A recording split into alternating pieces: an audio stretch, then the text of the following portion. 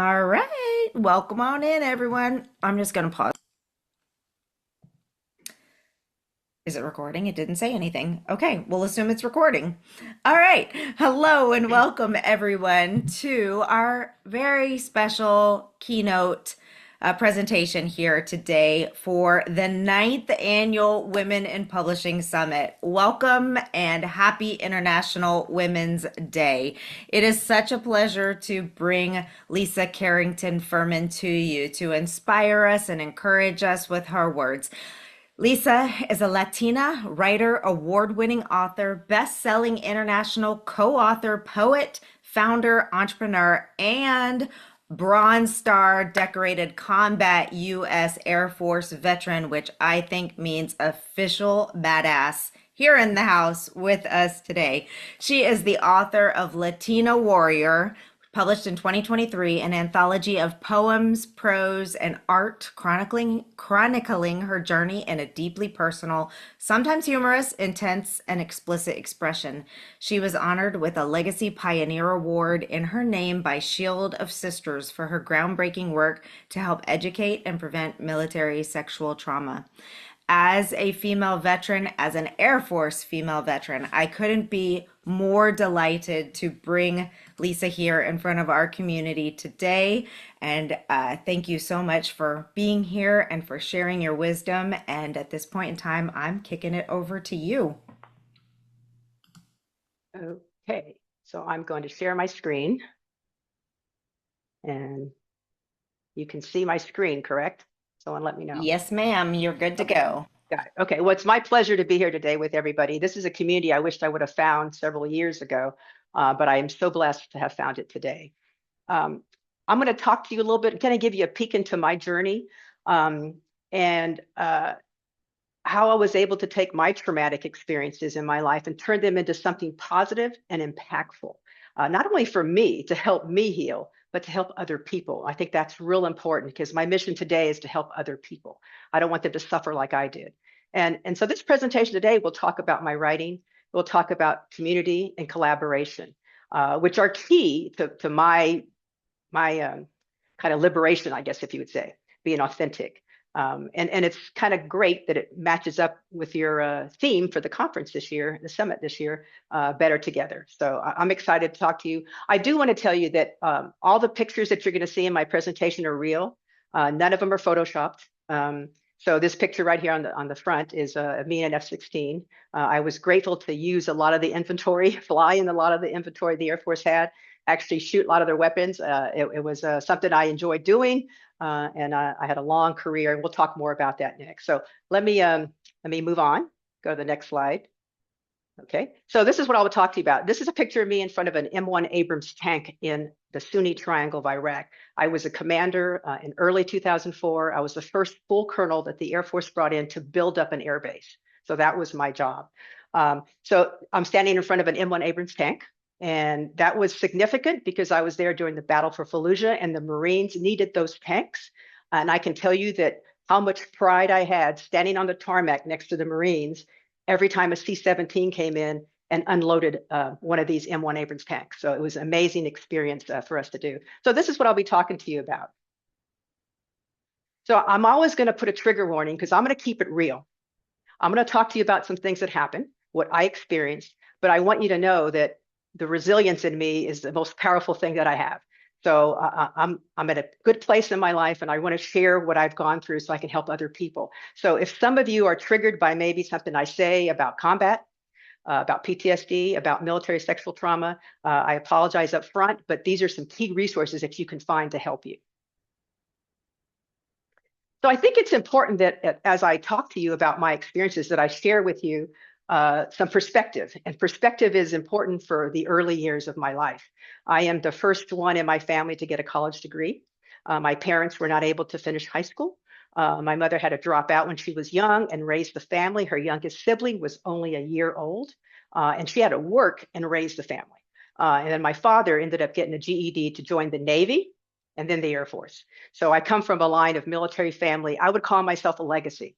Both myself and my brother joined the military. I joined the right one. I joined the Air Force. He joined the Army, but that's okay. It's all good. So like I said, being the first in the family to to get a college degree. That was important to me.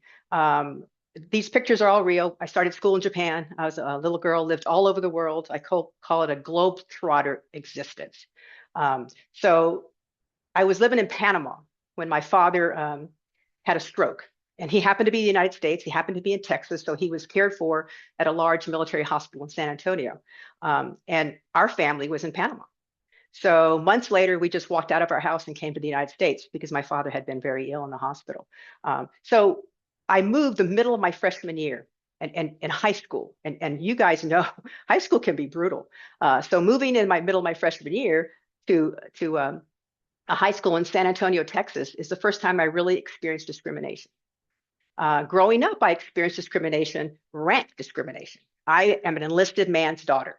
I lived in enlisted base housing. It's quite different from the officer housing, right? So it was interesting for me growing up and hanging out with other people that were enlisted kids, but we had no discrimination. I don't care if you're black, brown, I don't care who you were. The discrimination came in the form of rank. So for me to walk into this high school and the school had already started, it was very hard because the Latinos thought I thought I was better than them. I did not, but they thought that because I talked different, I walked different, I carried myself different because I grew up on military bases, went to Department of Defense schools all over the world. So I had a unique perspective of other cultures and things like that. So it was hard to fit in. So my first experience was discrimination. I ended up becoming a jock and I played basketball in high school. My brother played baseball. And it was interesting for us that most of the people that played the sports were military kids. So it was kind of cool. We felt at home with them. So that was interesting. Also in high school was the first time I was told, you should not go to college. And immediately I said, why? And they said, because, well, your grades are kind of average, but your family didn't go to college. You're not prepared. No one told me that I needed to prepare myself academically to go to college. So I didn't. I coasted through high school. I wrote for the school newspaper. I bet there's a lot of you out there that did that too. I was involved in clubs. I played basketball. I was truly involved, but I coasted. I wasn't really challenging myself academically, not because I couldn't, but because I didn't know I should. So when my high school counselor told me not to go to college, I totally ignored him. And I went to college and I graduated in 3 years with honors. So don't ever let someone tell you that you cannot do something, right? Don't let them put you in a box. They put me in a box. I jumped out of that box. I built a whole new box, right? So I think that's important. So college for me was liberating. It was as soon as I finished college, man, I wanted to tackle the world. What can I do? I mean, I started school at 17, college. I graduated at 20. I graduated in 3 years with honors. I wanted to make my mark on the world, right? So that's what I did. I joined the military because I wanted to be a leader. So I joined the military. This is a picture of me. This one right here on the left here is I was an officer trainee. So it's basic training for officers. And I'm young, barely 21 years old. I applied when I was 20, but I was told I had to be 21 to be an officer in the military. So it took me a few months before I had a birthday. So, but that young woman right there, that officer trainee, that's the one who was sexually assaulted at basic training. I buried it. I didn't tell the person a word. I didn't say anything to anybody for 40 years. I kept it inside. So this young woman here evolved into being this bad. I'm glad you said badass earlier, Alexa, because I might use a little profanity. I'll try to keep it down though. But this woman here in the middle, this is a full colonel, combat vet, commander in Iraq, right? Highly decorated, as Alexa said. But that woman still could not face her demons. I wasn't ready. I just wasn't ready to do it. I buried him so deeply.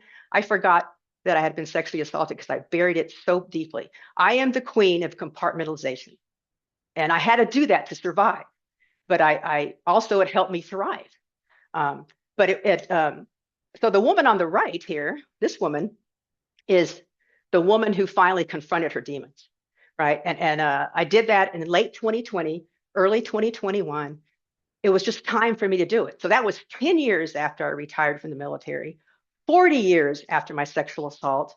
And I finally talked about PTSD. I have PTSD. I have buried some combat experiences that were very painful for me. When you lose people in combat, it stays with you. It changes you forever. So I had a unique experience there. I learned a lot about myself as a leader, as a commander. And so in the military, I was often the first woman officer anybody had ever seen. I was the only Latina they had ever seen. I was ostracized quite a bit. I was an outlier. I was just different from everybody. So it took a while. So what I chose to do was to become the most competent person that they had on their staff so that they could never have a reason to not promote me or grant an award or whatever it was, right? So I worked really hard, oftentimes working harder and longer than anybody else. I'm driven by what I call in Spanish the word ganas, Ganas, and ganas is a literal translation is desire. But we have it over time, it means ambition, it means drive. And ladies and gentlemen, I am loaded with ganas. I mean, I don't know if I was born with a chip on my shoulder or what, but I've always been out to prove myself.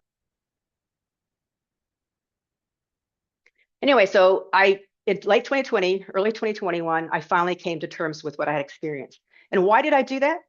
Well, if you recall, 2020 was COVID time. I was home alone, hunkered down. My disability from the military, service-connected disabilities, got worse. I was in more pain. And finally, the horrific murder of Vanessa Guillen at Fort Hood, a young Latina who was horrifically murdered, sexually assaulted, and harassed. When I saw her face, I saw mine at that young age. And I thought, oh my goodness, this happened to me. And I actually went and looked up the definition of sexual assault for DOD because I was totally blown away by what happened to her. And then I also had a divorce a few years before. So after a lengthy marriage, I was finally ready to face my demons. And it was a difficult process, but I did it. And I did EMDR therapy. Maybe some of you are familiar with eye movement desensitization reprocessing therapy. It's basically I was looking at a light that flashed across a bar while I thought about some of these things that happened to me. And it's to get your brain to kind of think differently when you're thinking of traumatic experiences.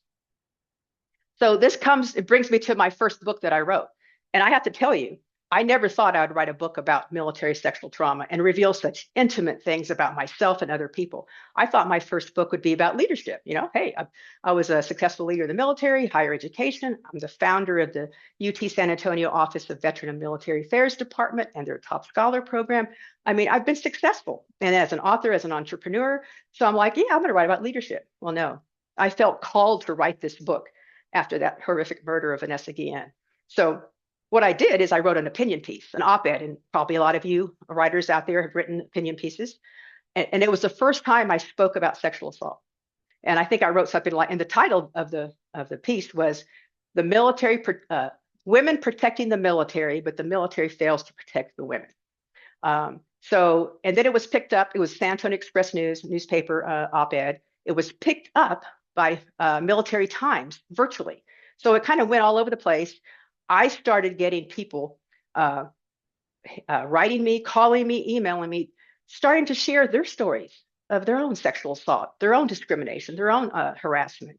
And I was overwhelmed by this opinion piece and what it brought up.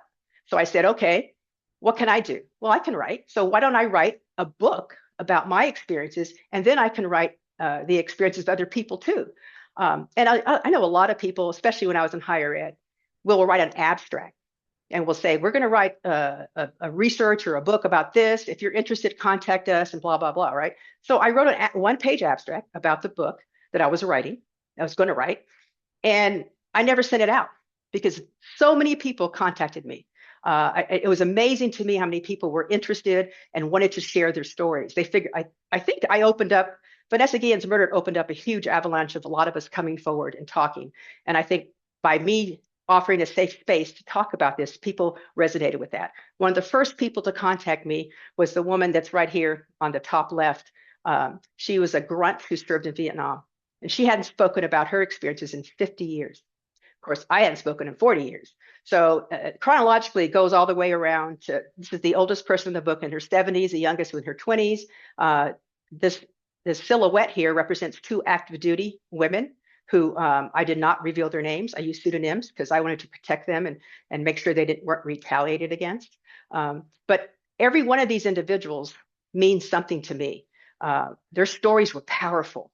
And you see every branch of services represented, and there's even a male in here too, because this particular issue, military sexual trauma, does not discriminate. It will hit and affect everybody and anybody. It doesn't matter what gender you are, what sexual orientation you are. So it was important to me to put a face to MST. And that's what I did by this book. I designed the cover. I designed the back cover. I could envision this book from the minute I started saying I'm going to write this book. I could envision the whole thing, how it looked from beginning to end. I feel I was called to write this book. I felt I suffered from survivor's guilt after coming home from Iraq. I wondered why I lived and so many young people died. I mean, I felt like I lived a lot of my life and I was ready to go if it was my time. I couldn't understand why I was still alive when I came home. And I think this is why. To do something like this, to correct the historical record, to show our stories, to tell the ones that are never told, I think that's why. And as I wrote this book, I thought, wow, wouldn't it be cool to use this book as a training mechanism to train active duty personnel about the prevention and the long-term ramifications, both personally and professionally, of military sexual trauma, the whole continuum of harm from verbal harassment all the way to rape and murder. So I did exactly that. I was hired to do that. And I want to talk a little bit about that as I move forward. But this book changed my life. I became a subject matter expert in it. I've been all over the country talking about it and overseas as well. I was not prepared for how much it was going to change my life. I really wasn't. And so the entrepreneur in me had to really scramble to get my business together even better because of this book, what it did. But I wanted to say I leveraged my communities, I guess. I leveraged my veteran community, my higher ed community, the military community. I still mentor people on active duty. So all these communities, I had no idea how big my network was. When this book came out, it took off. I mean, universities would buy 150 copies, 200 at a time, organizations. I've done wellness things. I've done Writing to Heal workshops with the VA. The VA purchased some books to share with their psychologists.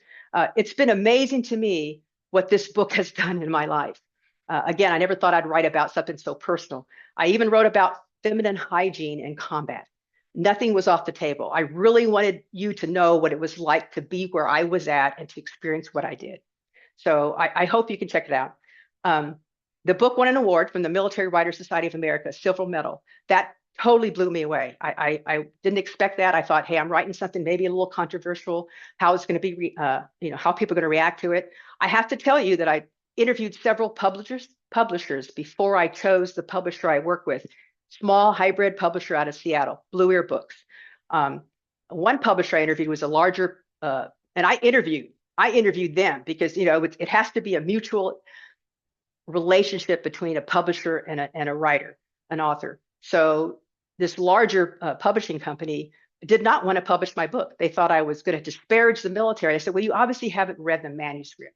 I spoke the truth in here. I talk about how much I love the military.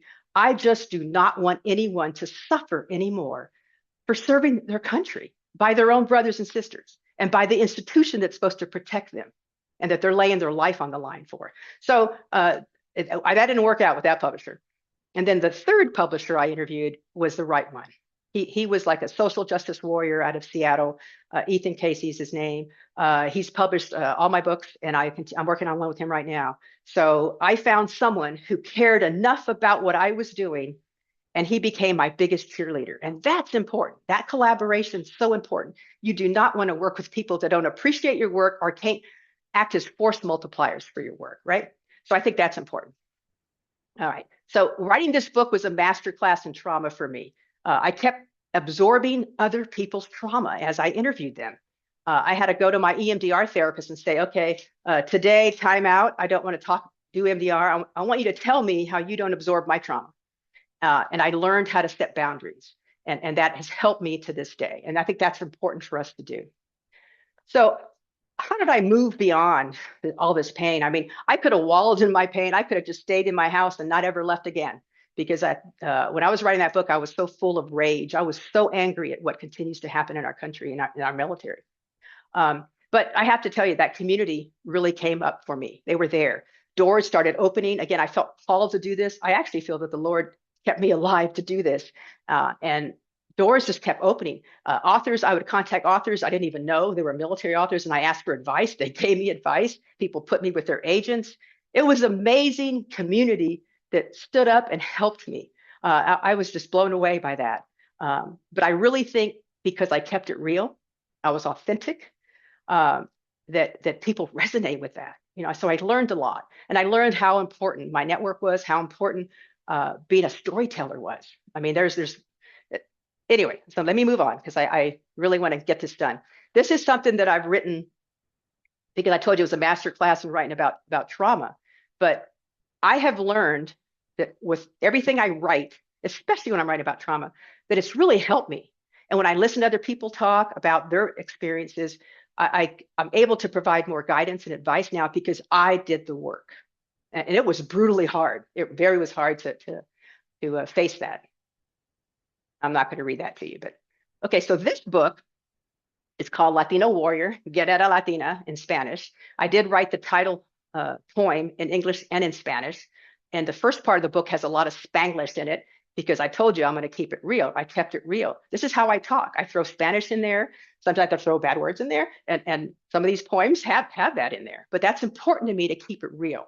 So what was really exciting about this book is that this book took my being a woman, being a Latina, and being a warrior, and finally the juxtaposition, I was able to reconcile that. Because for the longest time, ladies and gentlemen, I could not do that. I downplayed being a woman. I downplayed being a Latina. I downplayed everything authentic about me when I was serving because I wanted to be so much like the white fighter pilots that were in charge. I wanted to be just like them. So I have learned that my uniqueness, my differences are actually a force multiplier when it comes to leadership. And I've been able to rely on that. So what I'm so excited about this book is I partnered with another woman, combat veteran, an Army vet, Christina Helfrich-Poloski, and she illustrated every poem I wrote. And there's 50 poems in this book, so 50 pieces of original art in this book. She's amazing. I have to say, though, when I first told her about this, I said, it's probably going to be 20 poems. It's 50. You know, it kind of kept, mission creep kept happening. I kept increasing the number because I wanted to say more things, right? Nothing is off limits in this book. I write about divorce.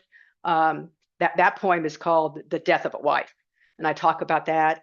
I talk about imposter syndrome because I still, to this day, experience it to some degree. But this book kind of killed that for me. And imposter syndrome, leadership, command. There's a poem in there about making tamales. I talk about my Latina culture, which is important to me. It's a big part of me, and I'm embarrassed and ashamed that I actually played that down for the first part of my military career. But Christina has been amazing. I first met her with an organization called Uniting Us. It brings veteran artists together in the DC area and around the country to talk about how we use the arts to heal. So I came in as a poet, as a writer. She was already working with them as an artist. We met at the Women's Military Memorial. I liked her art so much, I bought a piece there from her. And then the very next year, they had set up tables for us side by side at the Library of Congress. And we were there for 3 days. It's like 20 something artists from all over the country were there, veteran artists, talking about how we use the arts to heal, especially from PTSD. So it was exciting to be next to her and to talk to her and learn more about her and her family.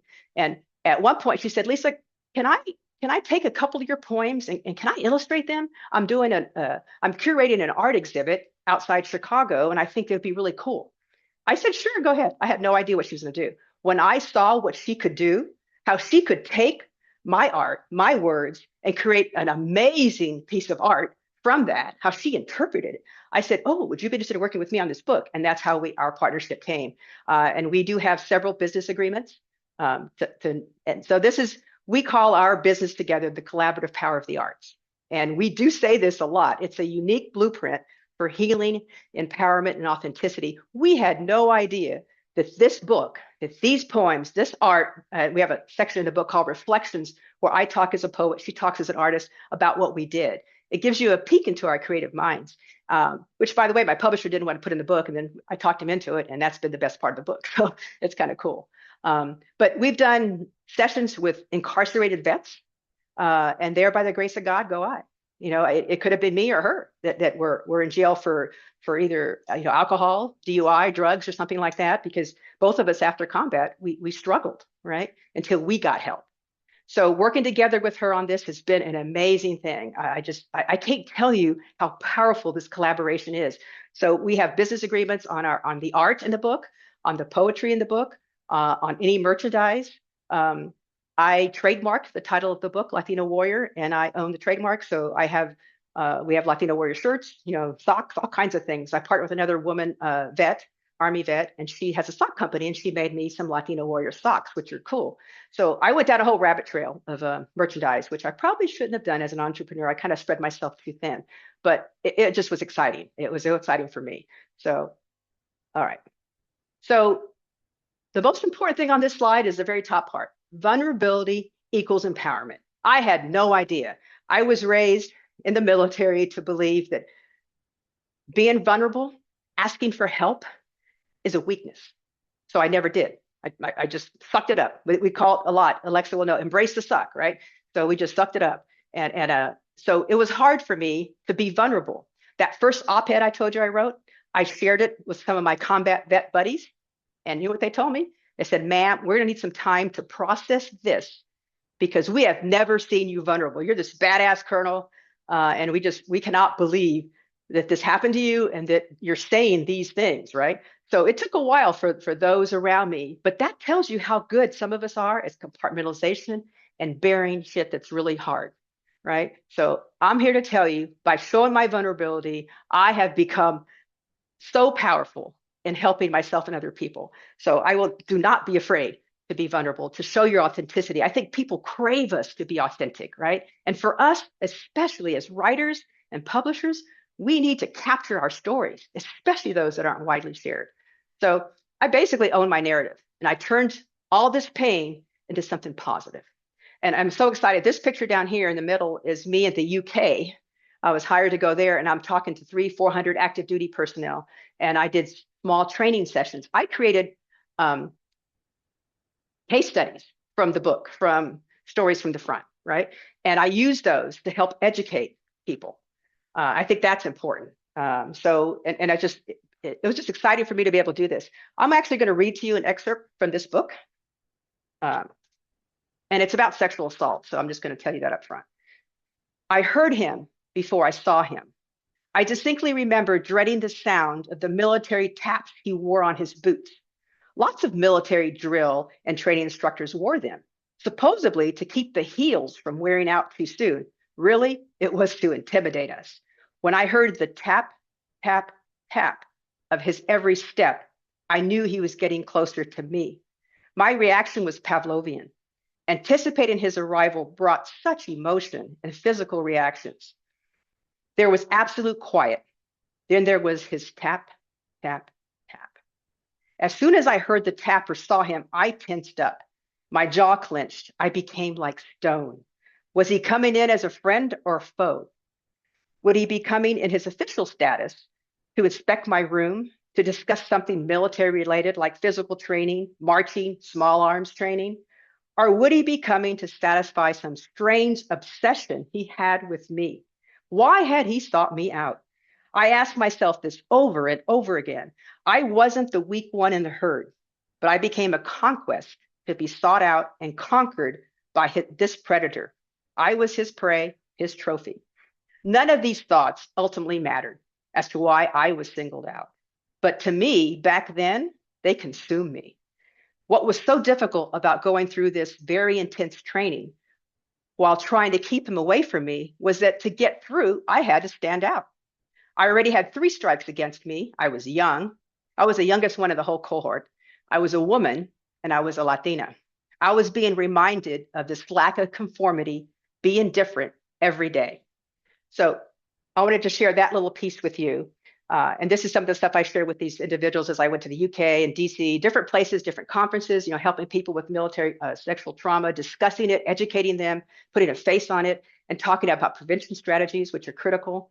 I was really proud that one of my poems called Invisible Veteran was used by the VA when they changed their motto to be more gender exclusive. They asked me if they could use it. I'll share it with you at the end of this presentation if we have some time. Okay. All right, so this is a poem in the book that's called The Abyss.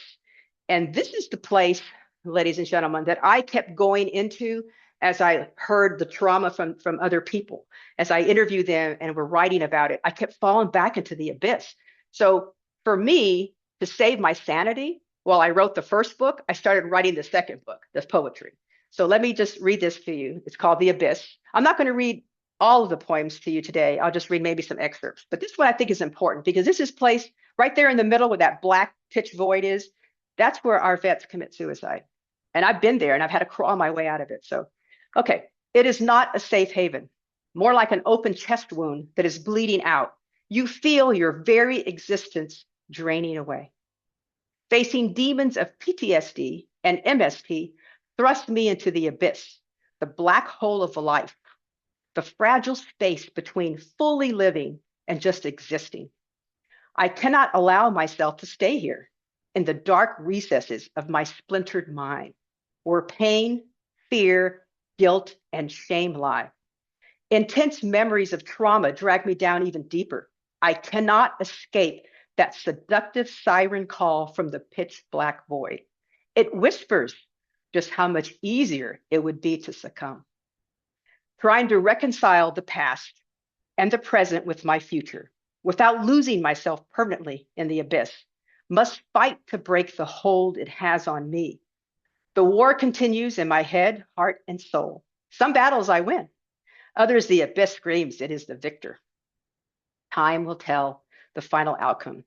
I will never give up fighting for my sanity, to exist, to live fully in the light, to be whole. For I know I am worthy. The abyss will not take me down. It cannot win. So that's an example of a poem I wrote just to kind of maintain my sanity while I was writing the book about Stories from the Front, about MST. So, and I thought the piece that she did was really good. Our collaboration, she sent me this originally thing, this piece. This is one of the first that she did, interpretation of my work. And the middle part was smaller. And I said, no, it's got to be bigger because that black void is what it calls out to us, right? It has to be bigger, you know? So she did that. But I loved how she did the swirling of the letters, the words of the poem kind of going down a drain, right? I thought that was pretty cool. Okay, this poem is about sexual assault. And it's about my sexual assault and remembering it in bits and pieces, right? I think this is the best kind of matchup between the art piece and what I wrote. But you can be the judge of that, right? Fractured.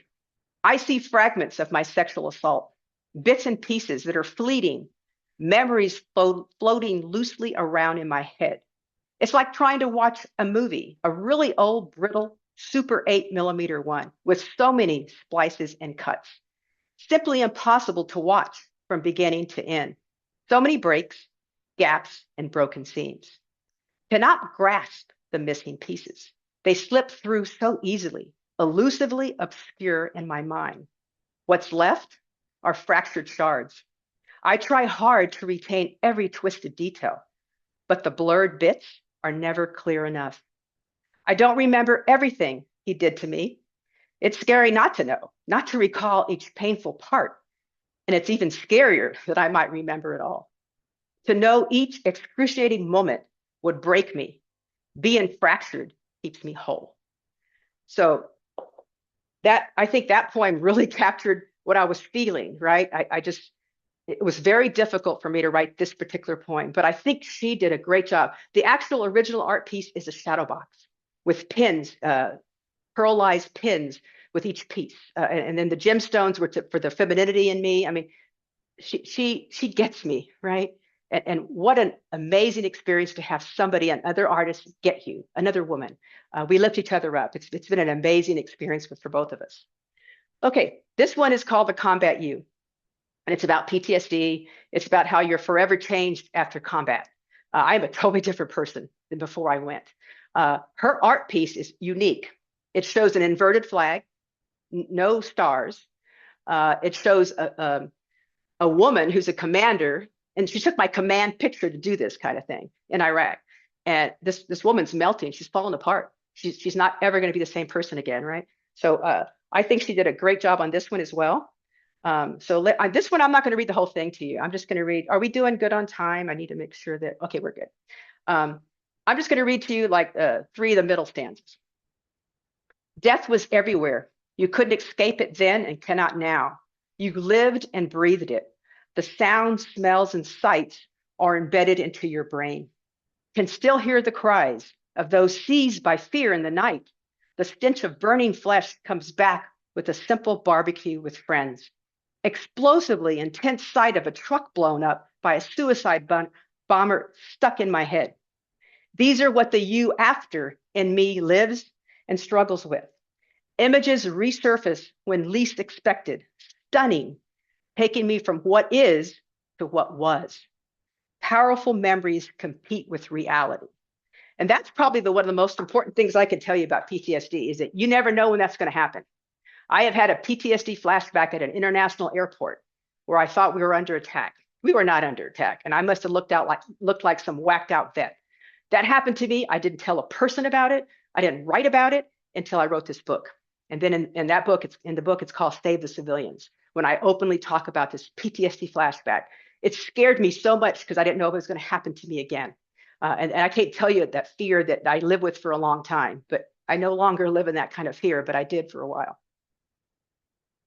This is Invisible Veteran. This is the poem I told you that the VA actually adopted and used it at their national ceremony to announce their new gender inclusive motto.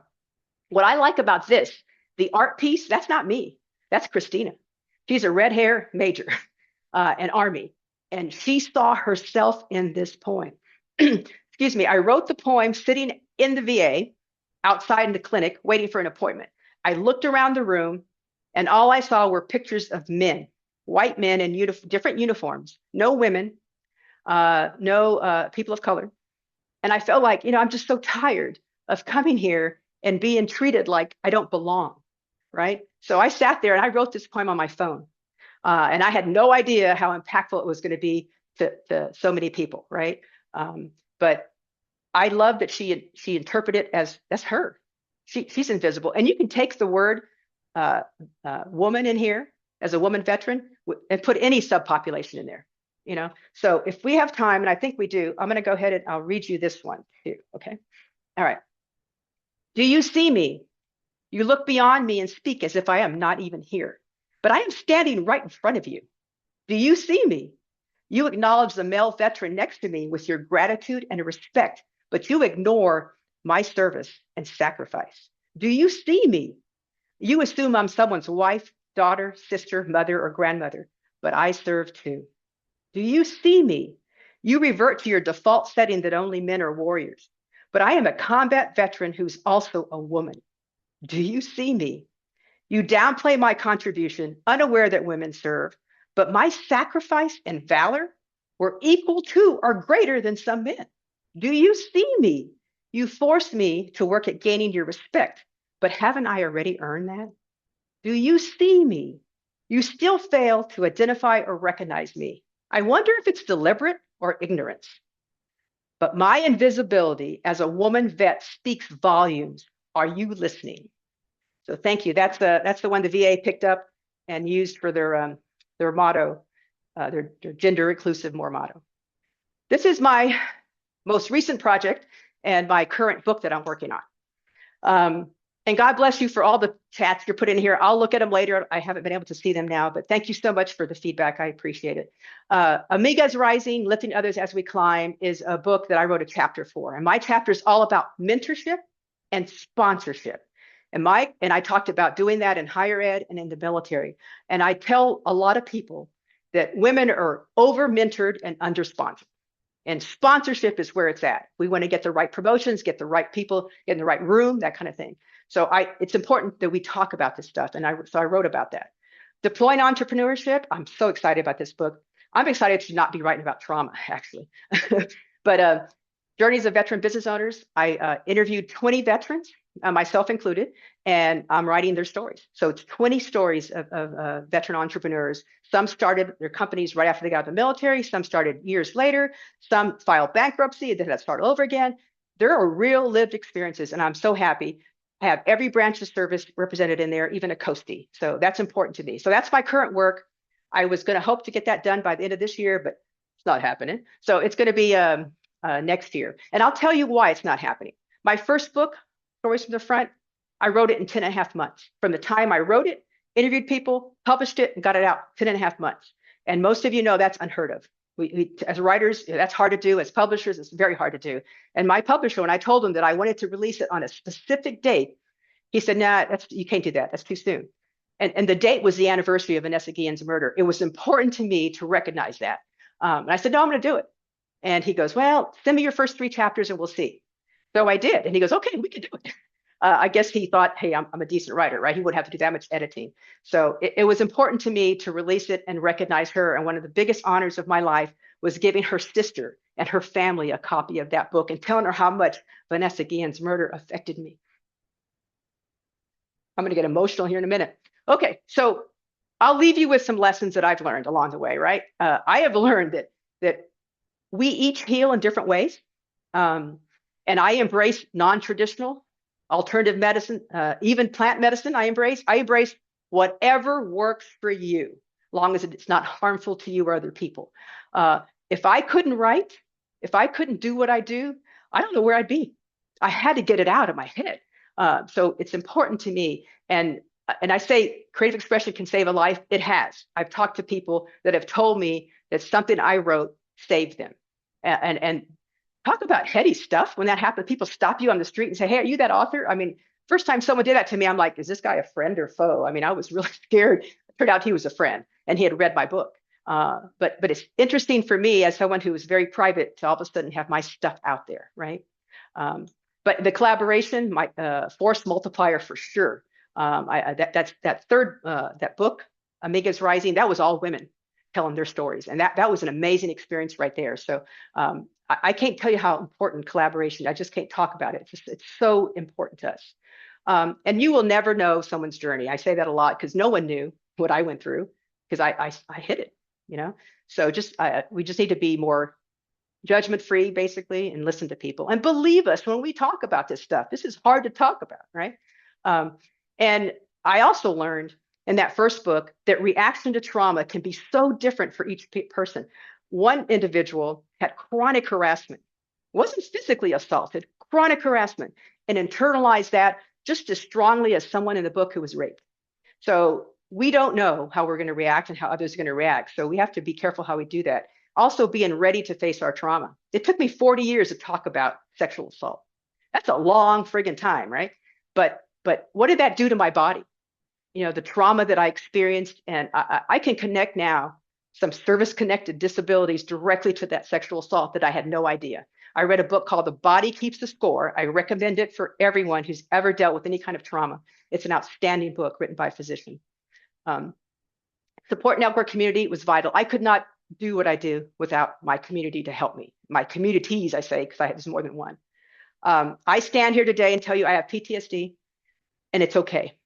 I'm going to be okay. You're going to be okay. We can talk about it. And 4 years ago, I couldn't do this. I couldn't stand in front of hundreds of people and say this. I was embarrassed. I was ashamed. But now I can see how I can possibly impact someone else's life, help them maybe. And I've done that. That poem, The Abyss, I sent it to a young Army specialist who was going through a bad time. He hit me up at midnight, a direct message on LinkedIn. I sent him that poem and said, you need to remember what you told me. You told me when you read my book that you were so happy I included a man who experienced sexual assault. And you said you could relate to that and how important his story was. So your story is important to somebody else. And he came back and said, thank you, Colonel, for reminding me I still have a mission. And that's what it's about, ladies and gentlemen, helping other people so they can see it. The network can continue to grow, right? I learned a lot about moral injury. I had no idea that I experienced moral injury while serving.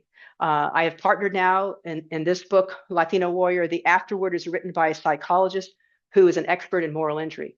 I took a webinar and found out not only was I sexually assaulted, not only did I experience some combat-related PTSD, but I also experienced moral injury for the betrayal that I experienced in the systematic infrastructure that didn't support me, right? So the institution itself kind of betrayed me. So I think that's important. So I learned a lot about moral injury. And I also learned that I wasn't the only one. I thought I was. I really did. But if I had not been vulnerable, I never would have found that out. So again, I'm going to leave you with vulnerability equals empowerment. And our stories matter. You're artists out there, you're authors, you're publishers, you're in the design business. I mean, you're in the whole professional part of publishing. So I tell you to keep doing what you're doing. It's so important. Our stories really matter. They can save lives, they can impact other people. So it's so important. The last poem in my book, Latina Warrior, is called Writing is My Salvation. And let me tell you, I believe this. This is the first stanza and then one of I think towards the end. Years of unaddressed trauma was killing me inside like 1,000 sharply aimed cuts. With every word I write, every poem I pen, the burden lessens. I'm taking back my past, owning it as a permanent part of me. Now I'm free to abate that death of 1,000 cuts, one word at a time. And sometimes that's the best it gets, one word at a time, one breath at a time. But that's who we are, right? So this is my information. If you want to reach out to me, I'd be happy to talk to you about anything. I am so blessed to be part of this new community with Alexa and Women in Publishing. So I am open now to any questions. I'll leave this up just for a couple of minutes and then I'll take it down. How's that? I just want to say thank you so much for everything that you have done as a female veteran. I know that your actions and your willingness to share your story and to go out and talk to everybody. I have seen the changes in the VA over the past few years, and it's because of brave women like you. And I just want to remind everybody that it's not, don't ever just take everything that we're talking about um in only the subcontext of what it is here. This is anything. I started my whole journey by writing about the grief of losing a child.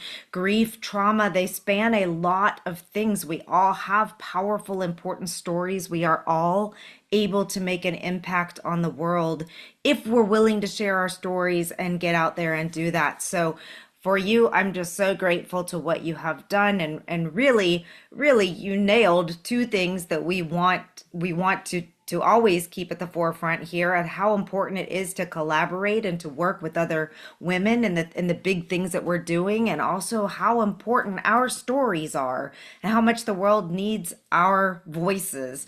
So yes, I've seen a couple of people in the chat say they are reinvigorated to keep writing and to share their stories, and I just can't even like. Oh, yes. Thank you. Amazing stuff. I think there are some questions in here, so please drop the link. While the first question is, where can we buy it? So if you want to drop the direct link to wherever you want people to buy it in there, but they're all on Amazon as well, and your website, right? Would you prefer website? I just put my website in there, so you could Perfect. reach me at my website. That's the only place you get a signed copy. Oh, But nice. if you want to go through Amazon, more power to you. That's fine with me. It's important that you read the material and use it to educate yourself and other people. It doesn't matter where you buy it, right? So I'm going to read this out loud for the benefit of everybody. Pat Black Gold, who's one of our longtime members and also a therapist, she said, "Thank, not a question, but a thank you for your service on this book and the vulnerability to share your story. I wish it was available when I worked as a psychologist with the Veterans Administration. I treated PTSD and military trauma, and I was also an MST compensation and pension examiner. Going back to that time, getting compensation was not always that easy, but I fought to make sure that all who struggled received it and the aid needed, even when it went as far as bringing it to state representatives. Thank you, and I'm inspired by all that you do. My first novel covered PTSD during the Vietnam War." And Pat, you should share that link too. Before it was known as PTSD, the upcoming one touches on MST just after Vietnam War era and is based on the experience of those I worked with. I will spread the word about your book. It's yeah. Well, amazing. thank you Thank so you. much. I do a lot of writing to heal workshops with the VA, and other wellness centers, because I think that's important. If it could save my life, what can it do Yes, for other people, right? So yes, yes, exactly. What advice can you, wonderful question. What advice can you give to a woman who doesn't know how to deal with her invisibility, living as a person of color in a very white world? yeah, that is hard, and like that's why I wrote Invisible Veteran, because it bothered me every time I went to the VA. I'd stand at the counter and they'd say, "Where's your husband?" And I'm like, I'm the vet, you know, I just they dismissed me without even talking to me, right? So that really bothered me. I think what you have to do is be confident in yourself. I believed in myself when nobody else did. I was my only fan for a long time in the military, right? And I was totally the outlier. And you have to find your community, find your champions, find your allies, your advocates, and amplifiers. I talk a lot about those three. I think that's real important, because I know how isolated it can be. In higher ed, I was isolated to a certain extent too. So I think it's real important that you believe in yourself and that you seek out like people that can help champion your cause and actually just affirm your situation, your experiences. Uh, thank you. That was a great answer. And I was thinking to myself as you said that while we're here on International Women's Day and we're supporting and encouraging women in this community, I also think it's worth saying again, if it hasn't been said to the women here and you, thank you for all the many things that you have done to make the world better for all of us women. And it's a shame to see how we're rolling backwards. And I think that's why our work is so incredibly important that we continue sharing our stories. Because I can't even imagine. I know what it was like when I went through OTS in 2001. I cannot imagine what it was like for you whenever you went through. We won't age you here, Yeah. but like, I so went through it in 1980. That tells you how old I am. yeah, so and if to all the women in this community that have been any part Yeah. of paving the way, thank you so much. Any favorite resources on writing about trauma? I'm sorry, did you For hear me, that? It might have asking cut me. out. Yes, I'm sorry. The next Oh, question, okay. I No, jumped no right worries. into that. Do No you have worries. any favorite resources? I, I kind of had to muddle my way through it. And if it wasn't for my therapist at the same time helping me, I'm not sure of what I would have done, right? I went through a period of intense rage. I was angry at everybody when I was writing that first book. And I was kind of glad that I was hunkered down during part of COVID for that too, right? Mm. And then I think one of the hardest things for me was telling my family what I experienced, telling my son, my adult son, what I went through. He had no idea. Because as a good mother, you're going to protect your kid and not share that stuff, right? So I would say The Body Keeps the Score. That book is transformational for my healing. And you know that one of the people I interviewed in the first book told me about it. Yeah, So I thought that was amazing. So I've I would heard. say that book's great. And then I don't know, read my stuff. Hey, you know. Yeah. Exactly.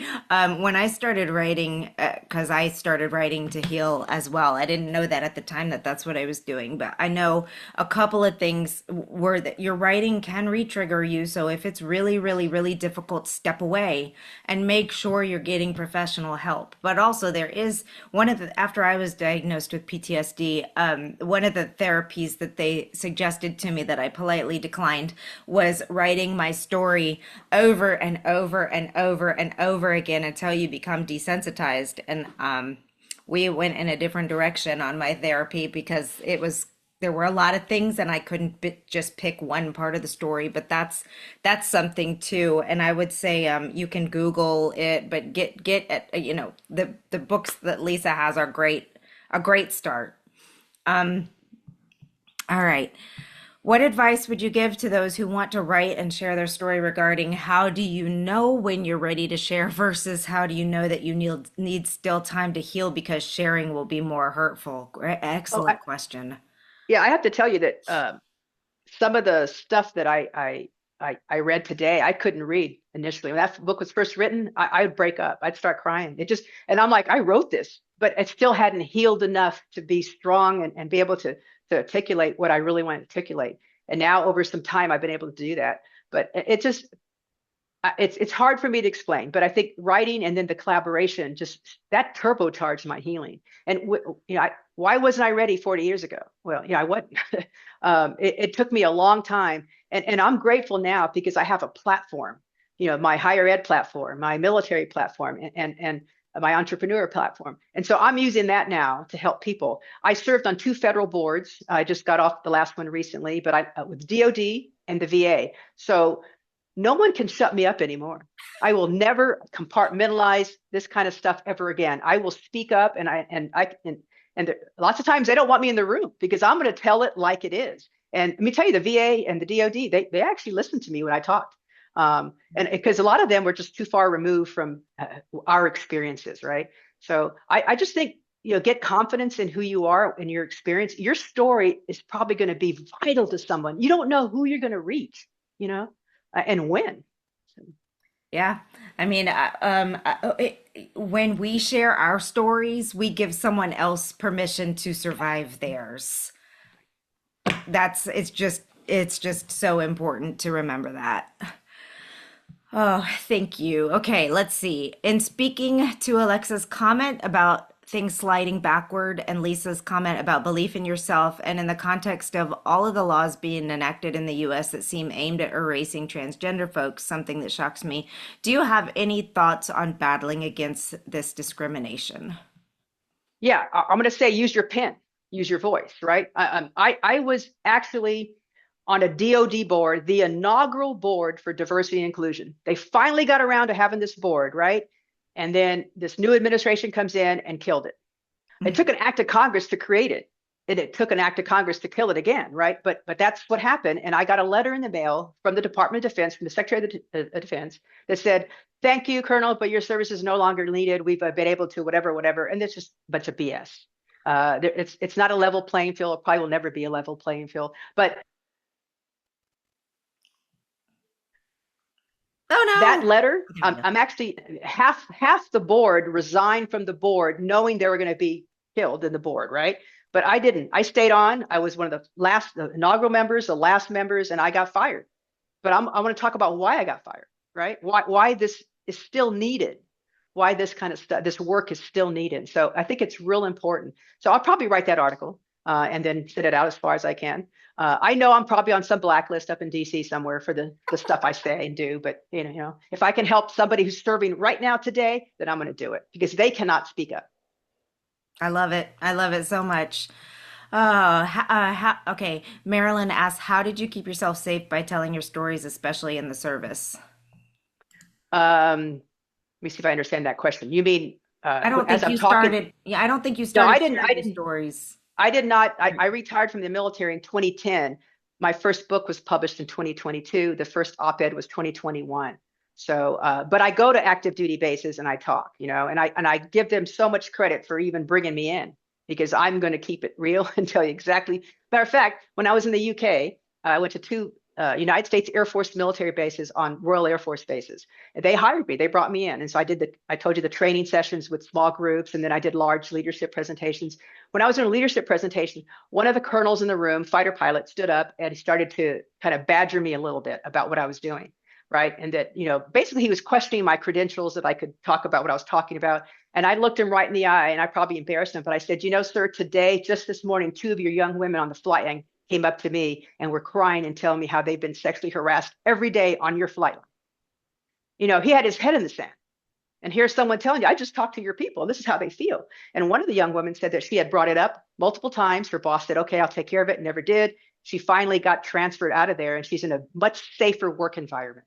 Mm, But this continues to happen. And sometimes people don't like outsiders coming in and telling you that your stuff's bad, right? yeah, But absolutely. let me tell you, we have a long ways to go still in the military. But it's important that we shine the big spotlight on these issues, right? And by writing these stories, that's what we're doing. Absolutely. I love this question here. As an editor working with deeply personal narratives, I'm curious to ask what kind of editorial support or approach has helped you most when sharing your stories? I think no judgment. Mm, Believe me.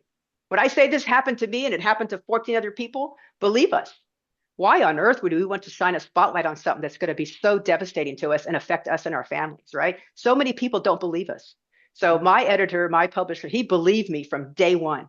And like I told you, he became my biggest cheerleader, a supporter. And that's what I need a force multiplier to help me get my work out. And this editor and publisher, not only he's turned into a more than a colleague, a friend, and now we work together. I am the co-editor with my publisher for the Veteran Book Initiative at Blue Ear Books. I am right now working with three other vets to tell their stories, and that's important. it is. So, and I never knew that was going to happen with me working with this person, right? But that's how much we both feel strongly about what we're doing. So I think find your tribe, find the people that again amplify you, are allies. I think that's so important. Well, that was the last question, and I just want to thank you again. What a beautifully empowering and just encouraging keynote you just provided. Thank you so much for reminding us how important it is to share our stories, to share our words, to work with each other, to lift each other up, to help each other. This was just so amazing, and thank you for everything you've done. Thank you. It's my honor to be here. I appreciate Alexa welcoming me into this community. This is a powerful community, and I intend to stay a part of it and help you as much as I can. Oh, we're not letting you go. So you can try to leave, but no, ma'am. And I will be around. I'm going to be at some of the other sessions starting, tomorrow. And so hopefully I can meet more people in the different breakouts, networking sessions and that kind of thing. So I feel strongly about what I do. I told you I feel called to do this. I no longer hide my most intimate things or whatever you want to say. I mean, I was scared to really come forward. I knew when this book was published, my life was going to change to a certain extent, that I had lost my privacy. Yeah. And I did, but it was important to me. And part of it was because I felt guilt and shame for not speaking up years ago. Oh, well, you've redeemed yourself. There's no doubt about that. Um, Thank you again so much. And just one quick reminder to everybody, you will receive an email first thing in the morning with all the links for today. Don't stress out about trying to get into Kajabi or into the dashboard or any of those other places. Just focus on opening your email in the morning, looking at the schedule. Reminder that the US is on a different we sprung forward last night, sprang forward, sprung, whatever. We're an hour, it's an hour shorter time difference between us and overseas right now. But just go to your email and click on the links for the sessions you want to attend tomorrow, and that will get you where you need to be. If you're having any problems at all, our help desk will be open first thing in the morning. You just click on that link and you come right in, and one of our team will help you out. So, again, Lisa, thank you. This was just a wonderful way to kick off this week, and happy International Women's Day. Let's get to it. Yay! Bye. Catherine, you have to end it.